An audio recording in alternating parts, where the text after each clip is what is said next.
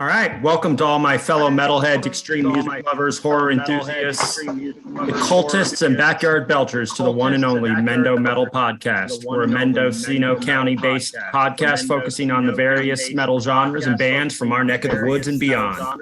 We're back and in your face for another episode. I'm Austin Spence from the band Embryonic Devourment, and with me is my co-host Brian Sticky Tips.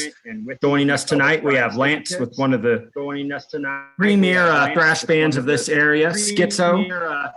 They'll be playing the upcoming Mendo Lake Metal Fest Saturday, June 17th. We're stoked that he agreed to come on the podcast and share some insight into his band and talk about the style we all love, heavy fucking metal. How you doing tonight, Lance? Oh, good, man. I don't think on that. They're not playing that. I'm going to attend. Yeah, they're not going to play the event, but Lance has got a vending space there. Oh, nice. There you go. Yeah. So I'll be there in full spirit. Hell yeah, man.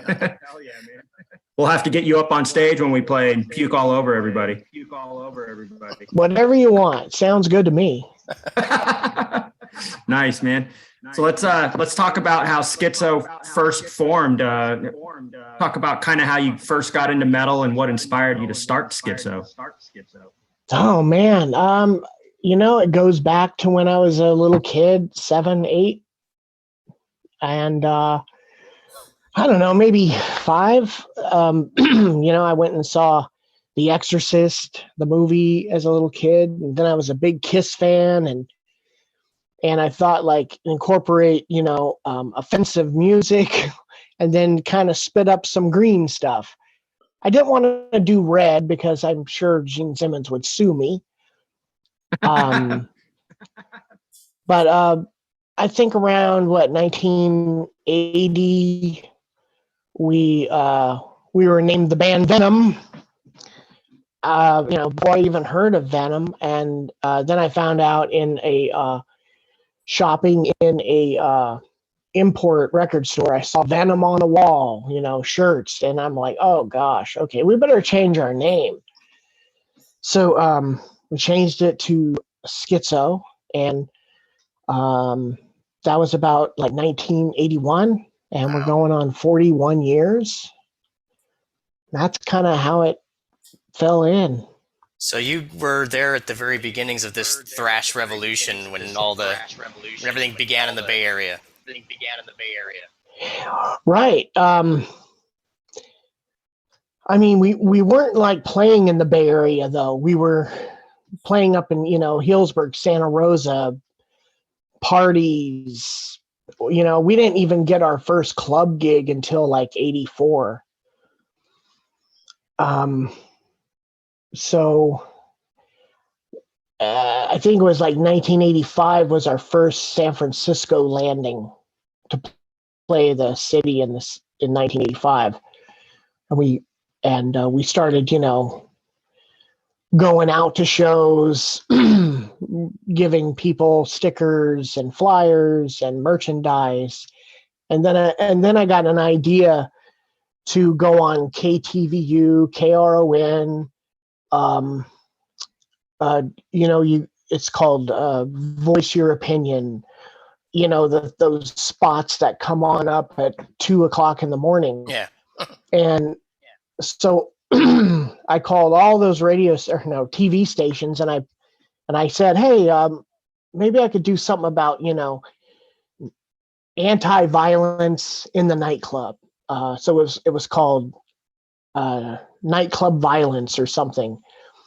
I was trying to tell the kids to not break toilets. If you're going to fight, go across the street. It was like a PSA message. Yeah. So it was cool because I got to wear my Skitzo shirt, and I put my phone number at the bottom, and it was called 433 Nuts. So everybody knew my number. I used to, do all kinds of crazy messages on my voicemail. And to this day, I recorded and kept tapes of people calling my hotline.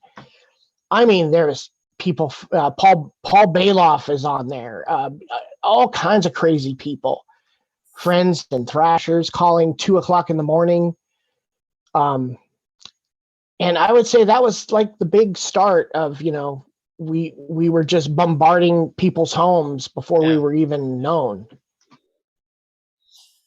Yeah, I mean, that's we would have to stay up late to watch Headbangers Ball, back when I was a kid, because that's when the metalheads, do their thing is late in the night, it's like that's the only time to be able to catch that kind of stuff.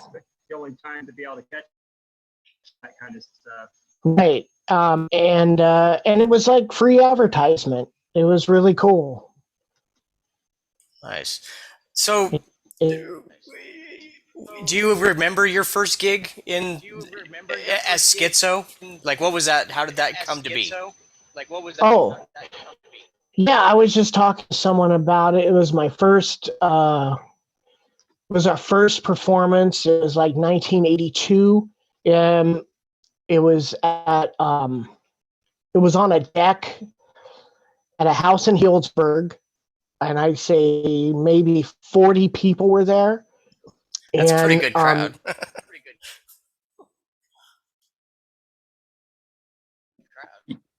Yeah, 40 people is a big show. People were on acid.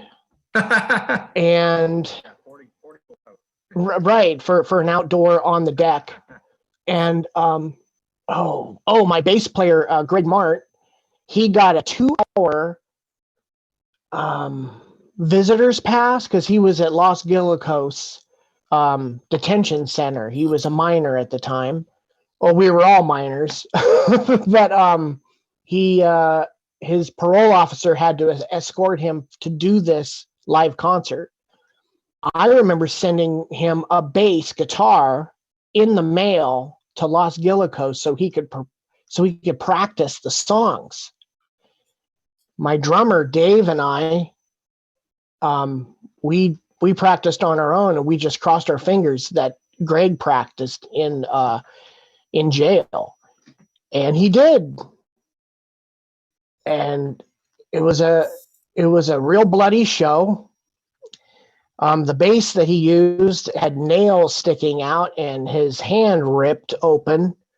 So he's playing, and he's sweating his, and blood's on, and his his blood is coming down his face. His parole officer's like going, "What is going on?" Because parole officer thought it was a pop band, or there was no thrash back then. Yeah. Nobody expected something crazy, and puking, and oh my God! I'm like imagining myself being there and like in the middle of all that, and kind of wish I was. Right. Well, it was. I'd say half the people like fled into the orchard, who were on acid, kind of screaming their heads off because they just weren't prepared of the kind of brutalic songs. We had Sick Son of a Bitch, Insane Empire, Love Butcher. I mean, it was all like, eye socket intercourse. I mean, it was like borderline Gigi Allen, Venom. I don't know. I mean, we were just trying to get to people's core and scare the shit out of them. Well, that's a way to do it. Yeah. I mean, to see that on acid, that's got to be a fucking trip, man. Yeah, and some of those people who are still around, I talked to them today, and I said, "Wow, what was it like?" And they said it was like pure hell. They were scared to death. They didn't know what to do. They just had to run. That's kind of what I did when I very first smoked pot. I just took off running. My heart started pounding, and for some reason I couldn't stop running. I thought that if I stopped, I would die. Oh wow, really? Yeah. I always had to tell myself that's kind of scary. I always had to tell myself to don't forget to breathe. That was always my trip. just got to remind yourself, this is a drug. I used to I'm on a drug smoke pot. right now. I would just I would this is a drug. I'm on a drug right now. right. I was just laughing. It was a party. It was a fun time for me back then. Well, so that was then. And here we fast forward 40 some odd years later.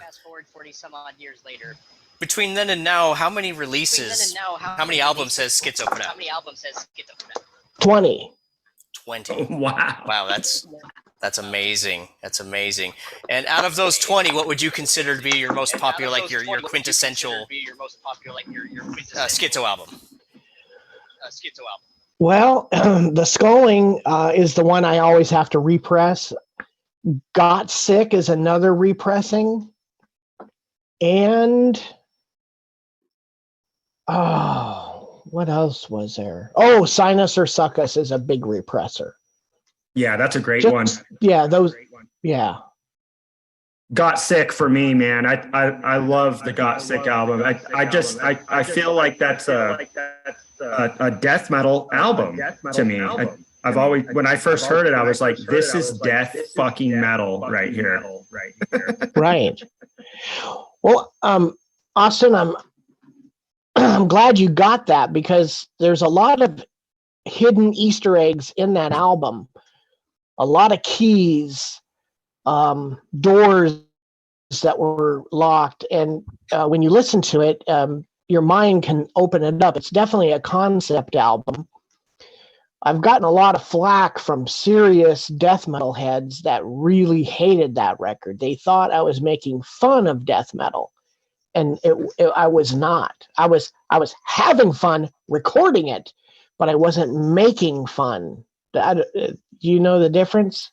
Definitely, yeah.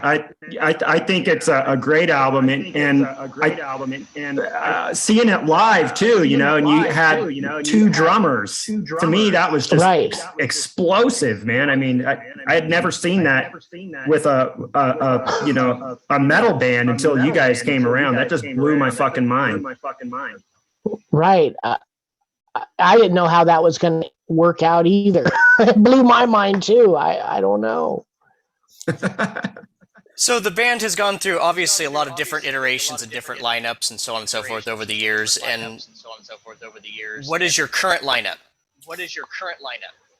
Oh, it's a 5-piece, which I've never been a 5-piece. We've been a 5-piece now for about 6 years.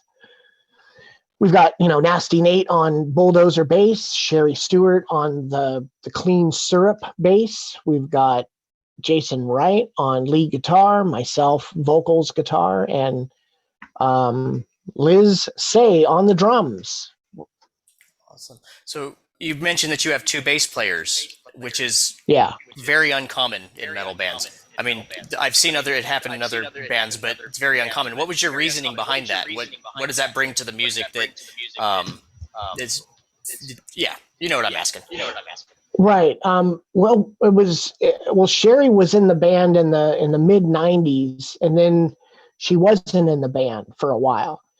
Nate was in the band in the early 2000s, and then when we started to do reunion tours, or a reunion show or anniversary show, I guess, Sherry would be up there with Nate, and I was like, wow, it really sounds good. And instead of ending that chapter, we just added Sherry back, and it seems to be working.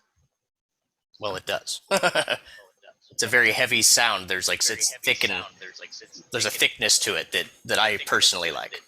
Yeah, and these band members are obviously family to you at this point, So I mean, how do you say no to somebody who wants to come back to the family? You don't say no.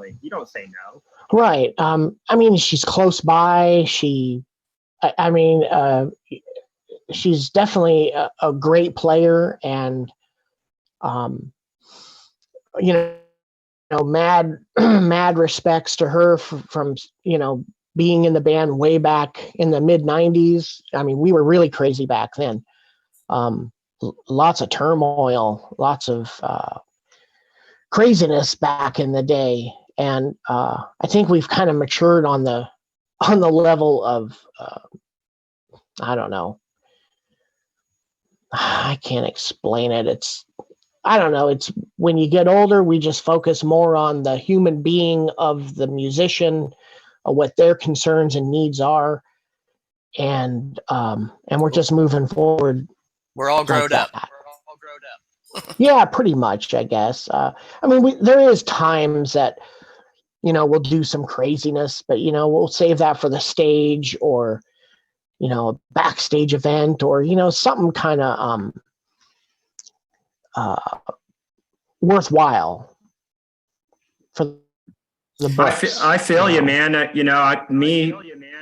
Getting older as a musician, I did something really weird lately musically where I made a dark wave song.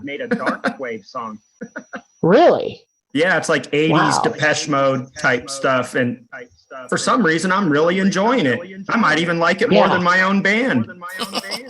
No, but see, here's the thing, Austin. You're gonna play some of that dark wave stuff and let it out, which means you're having an outlet, which means you're gonna have more room for your professional band, and you're not gonna burn out.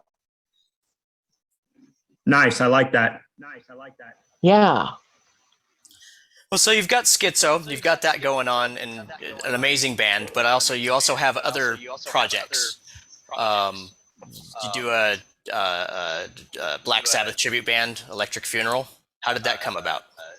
Black Sabbath tribute band, Electric Funeral. How did that come about? Oh, that was way back 2004, 3. I just answered an ad with Tim. Tim is the guitar player. And when I met him, he's the same guy that I met back in 1983, 84 at a record store. He was buying the Merciful Fate EP, Nuns Have No Fun. And we were talking back at Rebel Records. And then, 30 years later, I'm in a band with him. And it was a trip. Cool. Cool. So how you've kind of done a lot of B-movie stuff. Like, explain that, because I know that I've seen you pop up here and there in some of the kind of the underground B-flicks. Well, I tried Hollywood in the mid to late 80s. I got a lot of really good roles. Like I fought for the role of Lost Boys Part 2. I got it. It was great, but the funding went out, and the Hollywood producers ended up using the rest of the money for cocaine, and then that failed. Well, I mean, why not, right? And then I was involved in a project with Kirk Hammett and Ed O'Neill from Texas Chainsaw, Shelley Winters, an old actress, and it was kind of like a Texas Chainsaw weird thing called Thanksgiving, a Bloody Feast. And that was going to be produced by Robert Alden May, and makeup artist was a guy named Danny, who was best friends with Kirk Hammett. So that was going to be in the mix. And we started filming back in 89. And then Robert Alden May's mother, who was about 80 or 90, she was like the main person in the movie, and she ended up dying in the middle of filming. Wow. So that went down the tubes, So I'm like, oh my God, all this, I'm trying my hardest, and I'm like, screw it. I'm gonna, I don't know. I got some money. I did a loan, or I sold something. I got $500. I go, I'm doing my own movie. So I got together with a makeup artist friend of mine. We did the movie Holy Moly for like $500. And it's played in theaters in California. And I got a lot of good distro rights with it. And it just keeps going. And it was such a weird thing. I paid to go see my own movie in a movie theater once, and I'm watching it. I'm like, man, I can't can't believe this movie that we made for $500. I'm sitting in the theater watching this movie, and the only thing I could think of, I'm looking around and I'm like, there's about 100 people in the theater. Wow. And I'm thinking, man, these poor people, this fucking movie sucks. This is a terrible movie. I kind of want to see it. Where do I find it? It's a good movie. I got to see it on the Skitzo Vomitorium DVD that I got from you. Right. It's on that. That's awesome. Oh, yeah, man. I'm a big fan of the old trauma movies as well, like Toxic Avenger and all that kind of stuff. I really appreciate It's definitely up that alley. Yeah, totally. I dig it. Great. Well, we're kind of winding down here. We've got about 5 minutes left, and typically at this point, we, before we go, we like to ask our guests a question. In your opinion, what are 3 bands right now that people should be listening to? Okay. Okay, so it's funny because I was rocking my embryonic devourment shirt, the lizard people purple shirt today, and I had lunch with Jason Wright. So and we got some good compliments on your shirt. Oh, wow, cool. So we're I'm gonna say embryonic devourment. Also, last week I was hanging out with Larry Boothroyd from Victims Family, and we were in a record store together, and I went and bought the new Coffin Hunters album. Nice. So I really like the Coffin Hunter. And then Jason Wright showed me some of his flamenco stuff, and I gotta give it up. The props on that flamenco guitaring that he does. He's amazing. Oh my God. It takes a lot for one person to sit there in a chair and entertain an entire room full of people with just a guy and an instrument. Yeah, you've got a hell of a guitar player there, Lance. I know, and I don't. Sometimes I don't even realize it, and then he shoots me a couple of those flamenco recordings he's doing, and I'm like, holy mackerel! I'm just floored.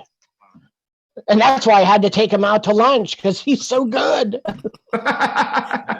Good gets you lunch, right? Yeah. Well, I'll tell you, one of the bands I'm listening to, I don't know if you've heard of them or not, and I'm kind of really digging on them, is a band called Greta Van Fleet. Okay, rock, yes.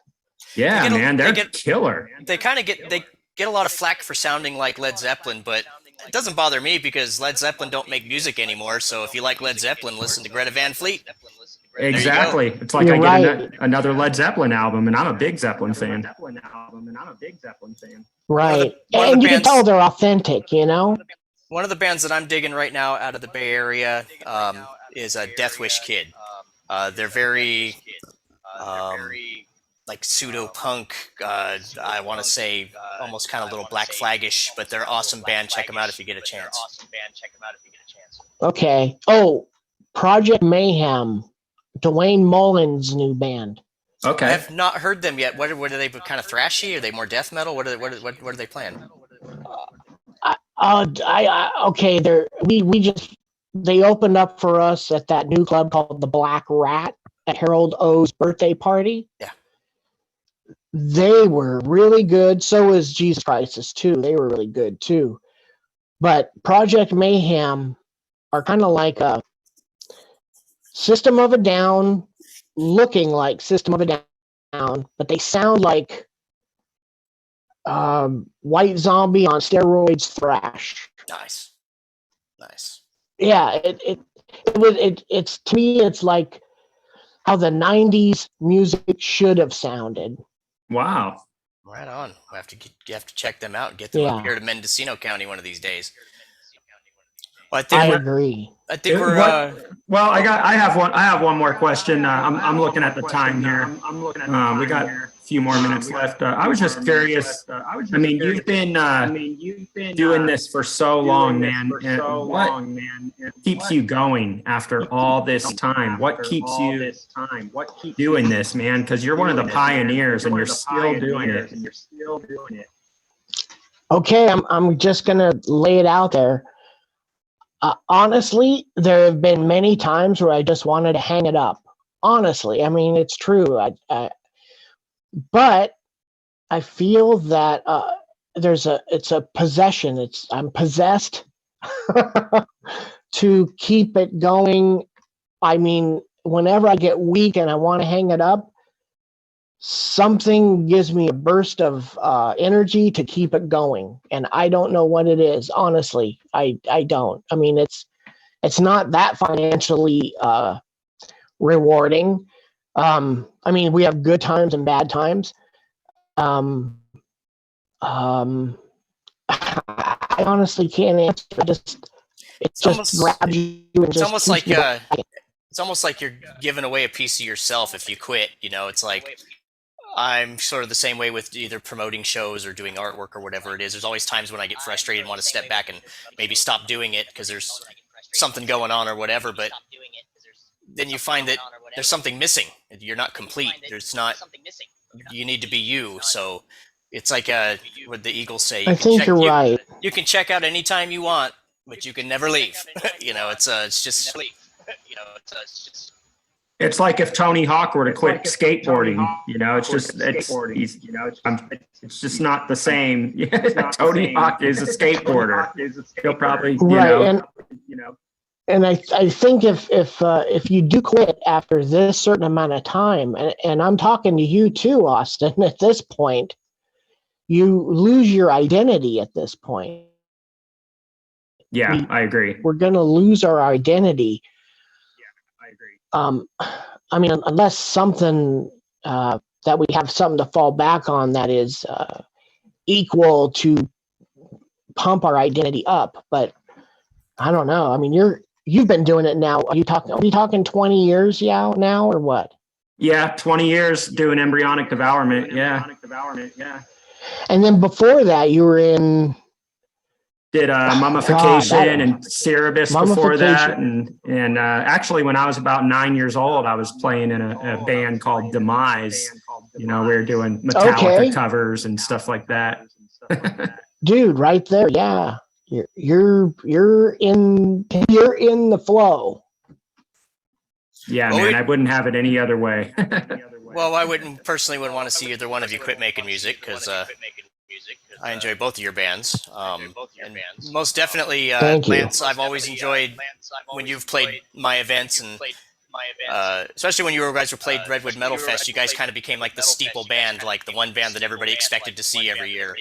And you guys were a huge part of why Redwood Metal Fest became as big as it did and was appreciated in the ways that it was. So I appreciate you. Oh, man, we had a great time. And especially that last one we played, I gotta tell you, my mom was going through some real bad health stuff, and she lives up in your guys' area, and I was up there helping her out, and I had to, tell her, oh, sorry, Mom, I'm gonna go do this metal fest in Ukiah. She was gone, but she was not very healthy, and just going there, hanging out with the people that you brought, all the vendors were cool, and it just lifted me out of my depression. Playing that show to all those people on the grass. I was driving home afterwards, just flying high. It was great. Nice. Just want to let you know that you're appreciated. Well, thank you. Hell yeah, Lance, you're metal family, brother. That's one of the cool things about the metal scene is that we're all family, and I look to you as a forefather and an inspirational force. You keep me going, man. There's many times where I've thought that same thing as you. I'm just going to give up, and I'm like, fuck no, Lance is still going. I can still go. That's awesome, man. Thank you. So what's next for Skitzo? What do you guys got coming up? Where can people come see you? Well, we're doing two 2 new songs, maybe 3. We might do like an EP, or another video we were throwing around. Yeah, I mean there's stuff ahead. What shows you got coming up? We're playing in a really cool place in Cloverdale called the Wolf Brewing, and that's on April 22nd, Saturday. And then there's that new club, I think I sent it to you, Austin, the Will Call. Yep. Electric Funeral is playing on Friday the 14th of April. Nice. So people go out and check Skitzo out at one of those places coming up here pretty soon.